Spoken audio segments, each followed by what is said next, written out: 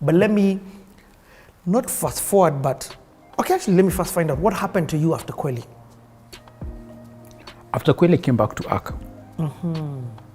Because now, I'm like this photography thing, I put my all in Kweli. Like this, and then I've gone to SA. I've done my journey of faith. You know, like the way Elijah, after the conquest on Mount Carmel, after the prophets of Baal were fearquad, and then he runs, he pitters even the chariot, and then he goes to a place and says, God, just kill me. When he's done that big thing, and he's just finished. I think I suffered burnout. Because I've done this major thing.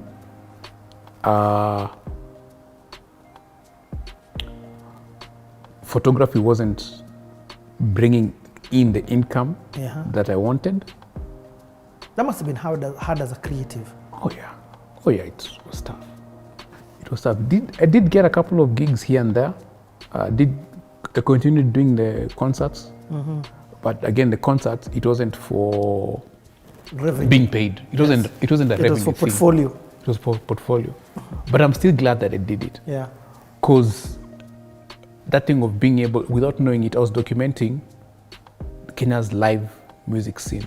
When you did at Cheesy. University. What was that? Ma3. Yeah. Just a band. Ma3, yeah. Just a band. When they're launching 82. With Akina Juliani performing, Sauti Sol performing there as well. I covered Sauti Sol when they were Love at something at museum. There was Love at Museum, Love is Kenya at the museum. It was the 14th Feb concert, and there was a time when there were like curtain raisers at a concert at Allianz Fonse's in Stratford. And these are people who you look at now and you go like, we have their archives. You have their when they started off. When they started off. You did also, you know, we've talked so much about music. You also did the play industry. The musical theatre. Musical theatre. Plays actually. When Akina Churchill, before Churchill was Churchill. You would just say insert something. Insert video. Clean not harder, but clean poverty. Right. Keep it free. Right. Sitting up for 5 minutes. 5 minutes. 5 minutes. Oscar, in 5 minutes. Now, my fellow environmentalists, we are fortunate in this country to have sufficient funds to maintain a robust environmental condition. But as I see, we have the assistant minister in our midst, and for her, I like to be poverty.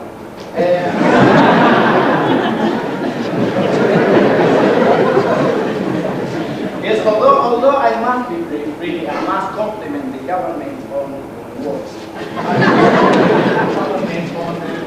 Must compliment. Oh heavens! This is the doctor's common room. Yes, patient's waiting room is downstairs in the main hall. Then you'll have to see the receptionist, and I'm afraid you'll need a note from your GP.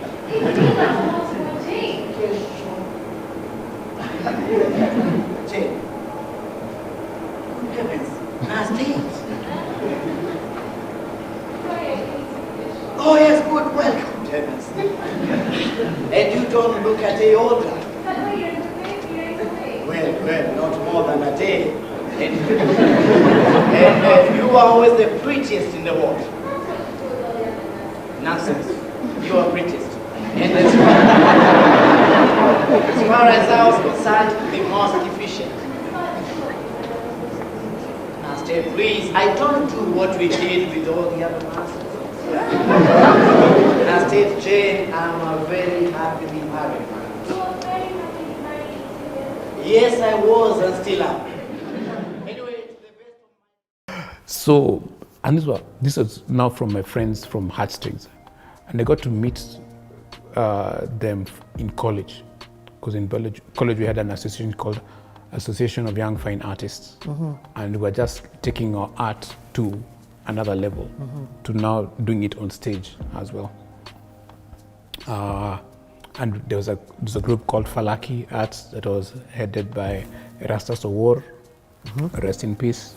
kina Sami Mwangi, Victor Bear, Waudo, Ken Waudo. So all these are guys I was with in college, and so even it sparked the whole theater thing in me. So I used to go, because I had a handicam, a camcorder. I used to go record the plays. What? Because I used to say, let me just record. I just used to go record. There was no even mics. There was nothing. It was just a tripod, camcorder, and record. And I used to just put them on VHSs. But later on I digitized them into DVDs. Yes. And now I'm putting them on YouTube. I just need to finish doing that. But again, it was just documenting. So now I have Akina Jalango, when he was still in theater, before insert photo. Here. Larry Asego, while he was in theater, insert photo. And other guys, people who are big names now. Radio presenters and comedians. When you were even Teacher Wanjiko. Teacher Wanjiko as well. Teacher Wanjiko, when she was in theater. And who is that comedian who came and asked you, please take a photo of me, please, with me? MC Jesse. I met MC Jesse at a cafe Miyamoja. Insert photo. Which was Dana Seda's event. Yes. I was just a Mumeru guy. By the way. Who wanted a photo with Mr. and Miss Kenya. And Mr. Kenya at that time was DJ Vic. No, DJ Vic. You see how connected this thing is? It's so amazing. Listen to this. You took the photo of MC Jesse with DJ Vic. DJ Vic was Giuliani's manager, and you did this all Giuliani's DJ, and you did this at Dana Seda's event. Those are like 4 episodes of Playhouse. Connected. That's insane. Yeah. So yeah, I continued doing the gigs, but got to a point whereby, okay, God, fine, cheers, we've done that. I need to eat. Gotta eat. So I came and told Fadi, I'm coming back. Guess who's back? And Fadi's like, most welcome. He's like, sawa. That's why he's a great guy, man. Yeah. He's just like, sawa. Let's continue doing this. Okay, but what I like about it, as much as you did that, you didn't kill your passion. So for example, in the mix of this, have you gotten married? No. 2010. Or 2010, no. 2010, no. 3 years later. Or 3 years later. Is when I got married, yeah. So when did One Touch Live now start? Because now, the thing that we have to talk about is now the industry is now growing. It wasn't just you. In fact, through you inspired guys like Joe Were, who was an instrumentalist. In fact, who are we together with in Egypt? In Egypt. Obviously, there was Kanji. There was Kanji and Hari. Yeah. Kingangi.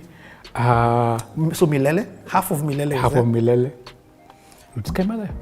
No, Kaima didn't come. Yeah, half of Milele was actually because it was Kanji. Guess who was doing Blinky Bill himself? Was there. Riga. In fact, there was half of hip hop. Half of hip hop. You and Riga. Me, Riga, and Shiro. Now, here's the thing that you guys don't know. How revolutionary what you were doing was. You're actually rapping in worship music. Who was doing that? No one. But you guys, in fact, I remember it was one of the gigs, one of the performances we had, when you guys started rapping and the crowd went wild. Because it was Akina Kanji, Akina Anji, the other singing, and then you guys just chucked verses must have been from one of your jams. Yes. No, it wasn't in one of our jams. We went just before the gig because please understand, there's a language barrier. Das Bier here. Which is It's My Life. Yes. Because that's when Kanja doesn't take over for It's My Life. It's My Life, yes. It's my life. So there's young people, and there's old people. For me, it was one of the most amazing things because it was very weird to have a 70-year-old come and have a conversation with you crying because of a song you sang in English.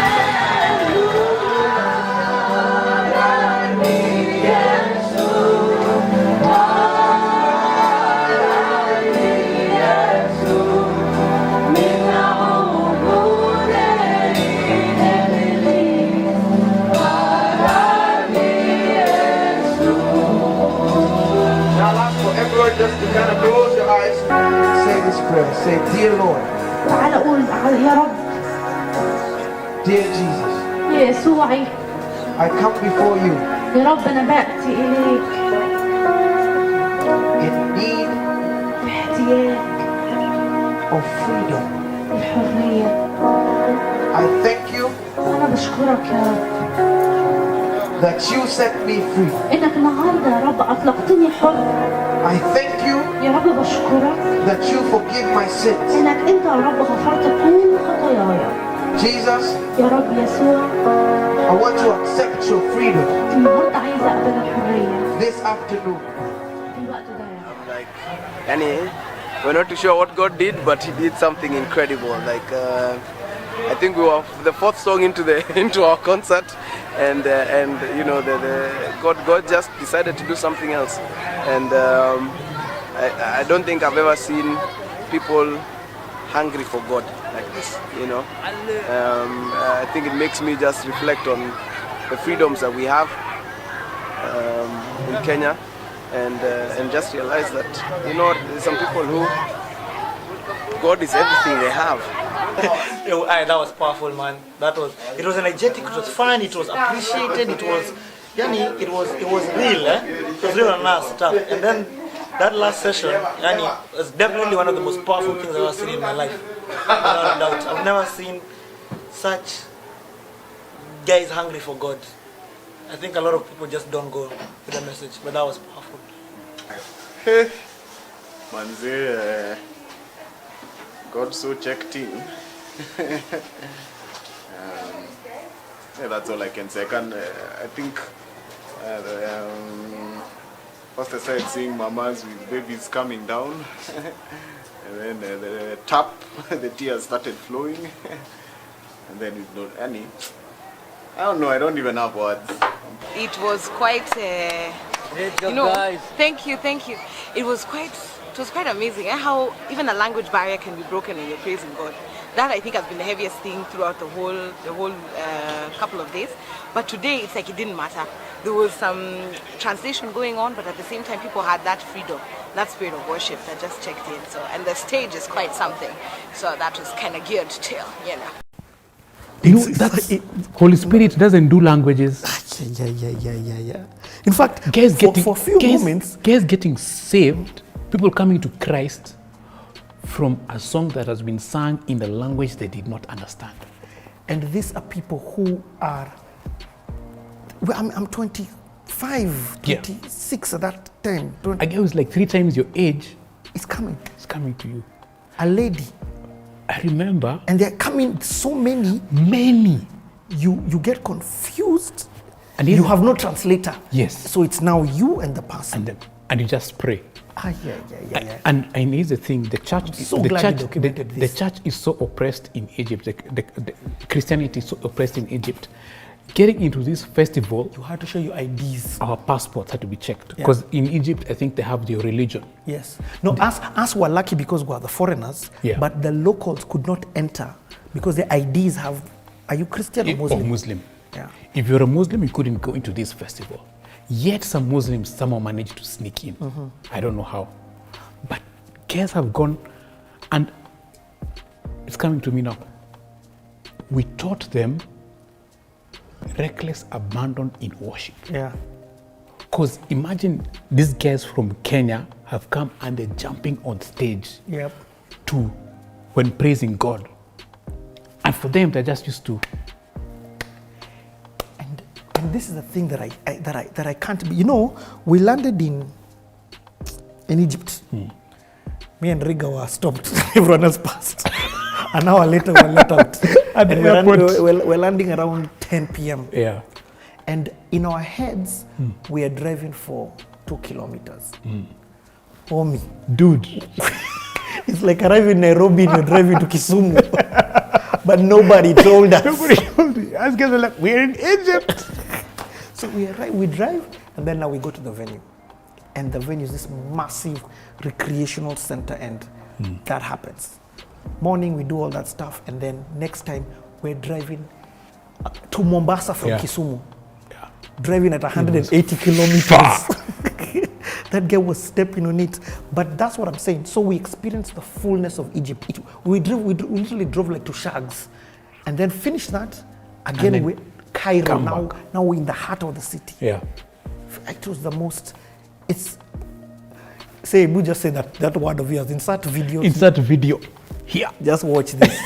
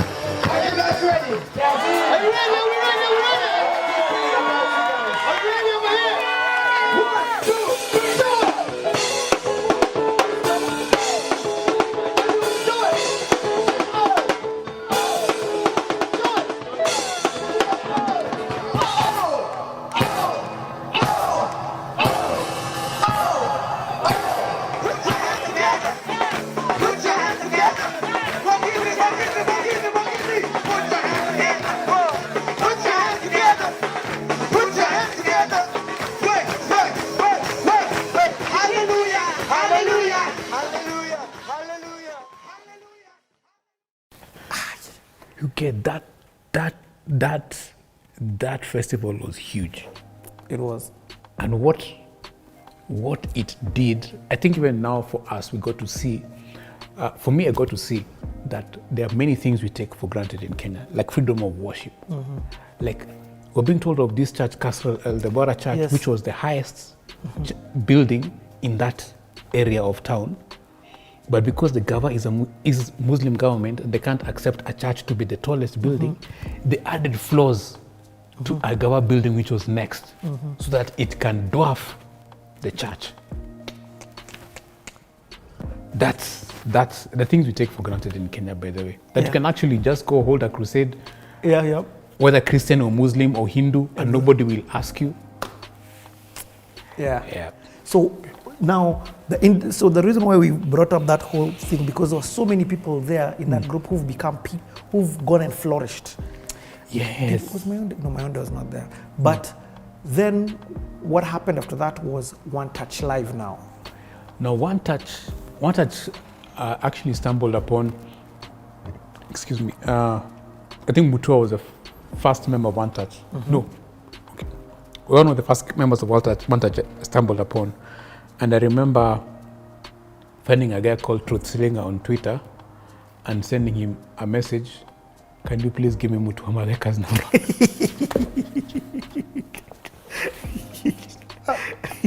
Or like, how can I get in touch with Mutua Maleka? Cause Mutua had this blog, I think mutuamadeka.wordpress.com, where he was doing the photos of Nairobi, the HDR. Yep. Whoa. This was like 2011 or 2010, thereabout. I was like, hey, I need to meet these guys. So Mutua responds and says, hey, yeah, we meet on Tuesdays at this place. Feel free to join us. Yes.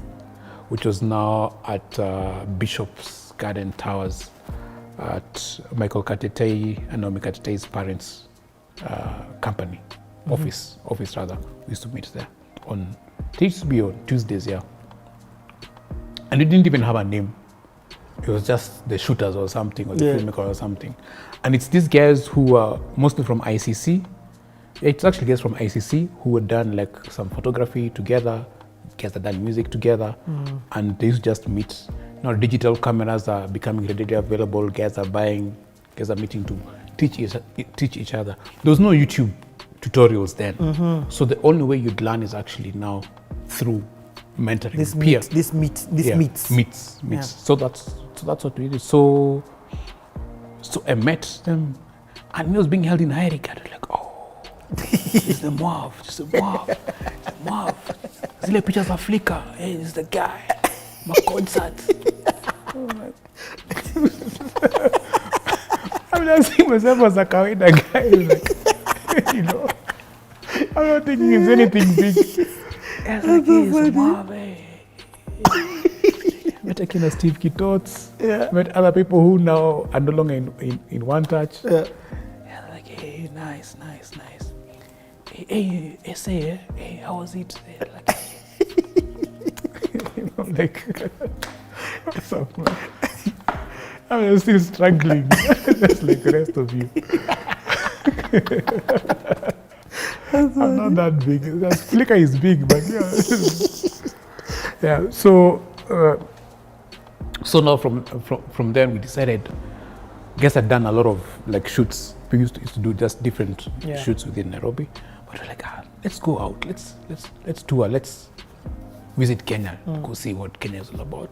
So we started doing Monday morning trips to different places, and we'd meet like at 4 or 5 in the morning. Did you first start shooting KICC, or is that how you started? You first started by used to shoot KICC. KICC was Akina Moots. Oh, that was. Yeah, okay. Akina Moots. I forget the name of that. They even had a website called shootout.co.ke. Joe then? Not Joe. It's the guy who used to work at Westgate as a designer and photographer. In fact, the famous Westgate photo of architecture. No. I gave Jim Tutu a job. Ak gave Jim Tutu a job for shooting. He was shooting for Equity Bank photos, and even for Africa Online. Jim Tutu was as a photographer. Yes. Yeah. Jim Tutu shot Giuliani's cover album, Mta Mentality, because David Kuria called me. It's like, Mwarv, I have this artist called Giuliani. I know, who doesn't know Giuliani? Now he's releasing an album. I want you to shoot the cover. I told him, can't do that. I know somebody who can actually shoot. So no, I gave him Jim Tutu's number. I think Jim Tutu now shot Mta Mentality, the cover. Yes. So back to One Touch. So it was forget that guy's name. Anyway, he was working at, I'm sure he knows himself. He was working at Westgate. He was a photographer and designer. Man, that name is on my Menipotea. Insert the subtitle here. So yeah, those are the guys who were like were with it, doing the whole shots of Nairobi at night and all that. And in 2007, I'd taken shots of Nairobi at night, insert photos here. But they did not get any acclaim at all. Because there's no social media then. We're still doing Flickr. In fact, I remember I went to the DFS, Department of Filming Services, near Kenya Institute of Mass Communications in South South B. B. And I paid for a permit, for two-day photography permit for Nairobi. And that is when a Dr. Light had become big as a company, so Tao was lit. Yeah. So I went and documented. I just said, this is so amazing. Nairobi has been lit for the first time. Like, I've never seen Nairobi. Tao is lit. 11 p.m. people are walking in town. This has never been heard of before. So we went. It was me, Fadi, Francuso. What's his name? Man. Subaru fan, F1 fan. You know yourself. Canon 70, 70-200. I even covered his wedding. Man. Don't worry, guys. It's not his fault. It's 18 minutes past midnight. What? Already? What? So, Ken Macau, he's also with us. Yeah, we shot Tao at night. And I have those photos. Those photos are up on Flickr. This was 2007. So insert photos here. Yeah. What? Yeah. So we're just shooting photos of Tao at night, like, wow, Tao looks so beautiful. And now we're trying to learn this thing of long exposure, how it works. You can expose for 10 seconds, but you need a tripod, 30 seconds. Use a remote, or a timer. Yeah, so it was, that's the first time we actually documented Tao. Yes. But Mutua took it to another level.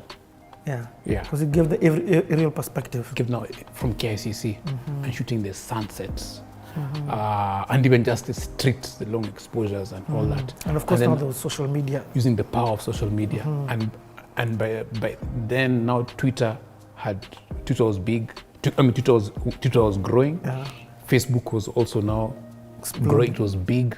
People were doing now blogs. There was WordPress. Yes. There was Blogger also. I mean, like, things were really... People wanted wallpapers, Wallpaper Monday. People wanted Wallpaper Monday started from after that. And yeah, so it was just amazing meeting these guys, like meeting Mutua. I was like, and he was just a skinny guy.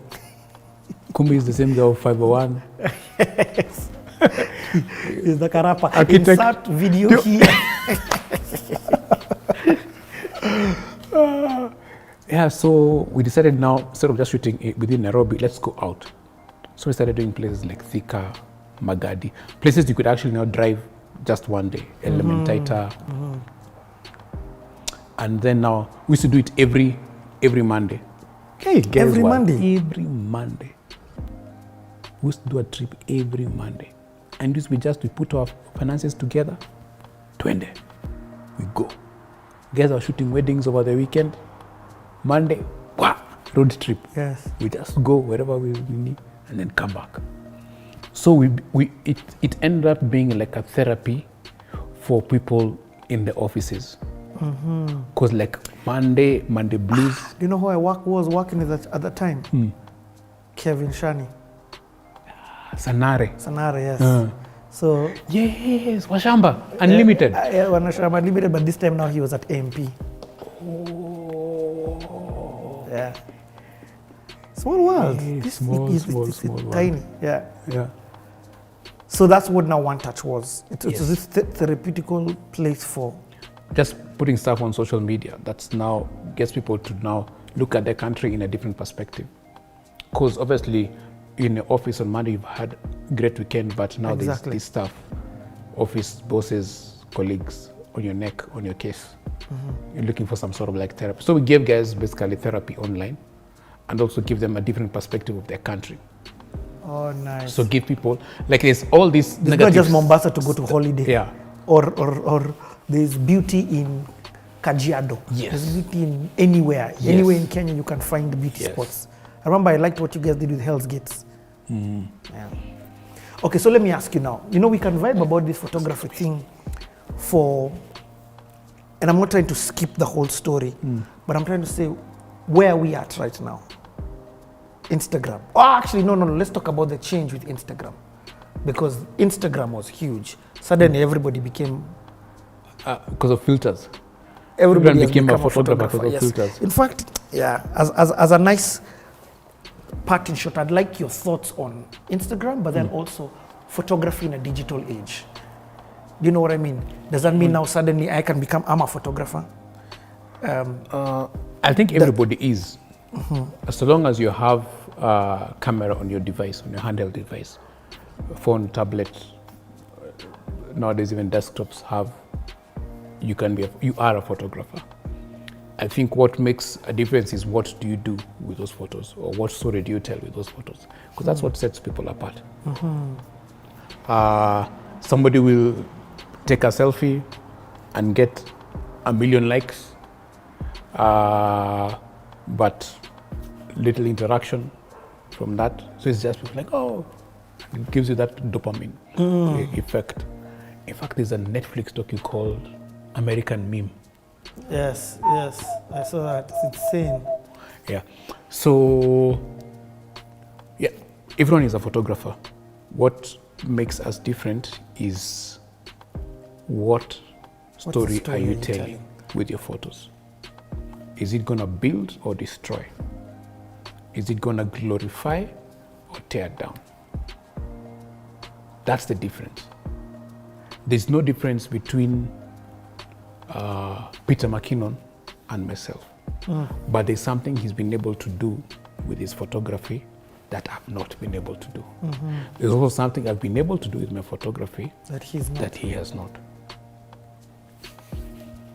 I think that's what tells us, makes us different.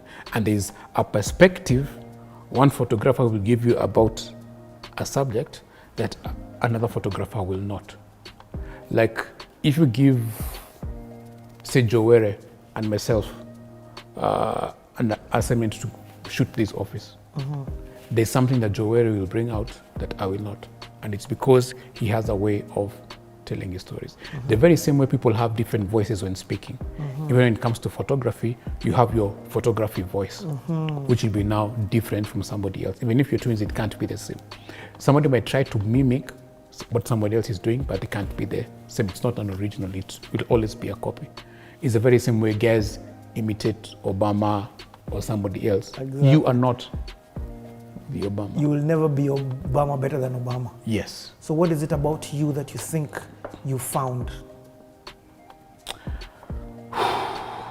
Dude, you become deep. Even me, I was like, damn, that question is good. I think I've learned to care. Like I've received calls from people asking me to cover weddings. I stopped covering weddings in 2014. And it's because I saw they were taking away from my time with family. Because most weddings happen over the weekend. I'm doing job Monday to Friday, and then now Saturday I go for a wedding. That means I don't have time to spend with my family, my young family, my wife and children. So that's why I stopped. So actually 2 weeks ago, I received a call from somebody who wanted coverage for a wedding. I just politely told them, no, I don't do that, but I can send you a recommendation of somebody who can help you. And even follow up, hey, by the way, were you able to lock down on anyone? Okay, in case of anything else, just let me know. So I think being able to care, like even if a client comes to you with 5Gs, ask them, it's money they've struggled to find. Treat that client with respect. The very same respect you'd give a 5G and $500,000 bob client. Like you have to, because that person, it's like the woman who gave the small donation in church, who was considered to have given the most. That 5Gs is somebody's max. And $500,000 is maybe somebody's spare change. So I think we need to learn to treat people fairly. Yes, sometimes you have to just say no to work because you feel that the budget will limit you. And there are times I accept to do jobs for free because I can see the promise or God tells me, you need to actually do this job. And that's where being always connected to God is important. It's not, I think that you have to almost be like a bulb, because if it's off, then it stops shining. You have to always remain connected, and always connected to the source, which is God, the Father of Jesus Christ, and Jesus Christ himself. Because man, sometimes you have to have the boldness to just tell a client, no, like, I'm not feeling what you're doing. I don't believe in whatever you're doing. I'm not able to put my name to what you're doing. So have you told a few clients no? Off? Yes, I have told clients no. There's actually once a client called me and wanted some boudoir photography, and I just told them no. I know somebody who can do it, and they'll be comfortable with doing it. And I'm not saying boudoir photography is bad. It's just not mine. It's just not me. Okay. It's the very same way I get called for weddings. I just say, it's great, but it's not me. But if you're going to call me to shoot a wedding in Masai Mara, and I'm coming with my family, yes. My number is he. It's that number. It's that number. Okay. Yeah. So it's. I don't think it's black and white. It's very much listen to God, like, because there's work we've done for almost free, but the satisfaction we get from doing that and seeing the impact it has on somebody's life, like when somebody now views the work, they're like, and you see tears rolling down their eyes, I go like, wow, like just for that one tear, I know I've made a difference in somebody's life. There's a guy whose wedding I shot in 2012. He's in the UK now. He sent me a message today on WhatsApp. Hey, what's up? He also calls me brother from another mother. How are you doing? Just wanted to let you know we are praying for you. Thank you so much for the gift you gave us for our wedding, because I shot their wedding for free. It was a friend of a friend. So I said, as a gift, I'm going to shoot your wedding for free. And so that person is thankful up to this day. Or even clients, there's a client who called me 2 weeks ago. He's like, hey, Mwarv, how are you doing? Just calling to find out how you're doing. I'd like to speak a blessing over your life. And he just prays for me. I go like, wow, thank you. And it's a guy I've interacted with on a job once. What? Not even many times. We've spoken over the phone a couple of times, but we were on a job once. And he just told me, Mwarv, I just love the way you work. Your ethics, the way you're dealing with people, it's amazing. It's a very rare thing. So, and also, it's, photography is big. I mean, like, being somebody asking, take a photo of me. Capture a moment. Capture me in the way that I'll be remembered. That people will see this image and say, that is him or that is her. It's big. In fact, one of the largest assignments you can do is a wedding. I know. Because it's a moment in time. It's one moment in time, and a bride inviting you to see her dress up. She may have brothers who've never seen her dress up. Her father may have never seen her dress up since she was past teens. Yeah, past teens.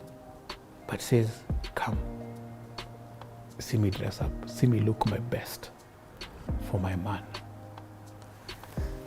So, for me, like, I don't take anything light. Even if you've done like 100 weddings in 1 month, but there's always that being, this is big. For her, she doesn't have 100 other weddings. You have 100 other weddings as a photographer. For her, it's just this once. That's how big it is. So it's not production line. It's very which is the same, I guess, now for every photography assignment that we do. It's hard, but just have to have that mentality, that mental status to actually do that, of like teaching people respectfully and caring. Boss, you're saying I'm deep. I think it's so deep, I'm wondering about my daughter. Like, don't get married right now, baby. Please. Anyway, Marv. Oh, okay, wait. Hold on. So anyway, what do you want to say? I think one of the jobs that I did, I think just the power of photography and how it actually opens doors. I got to take the president's portraits.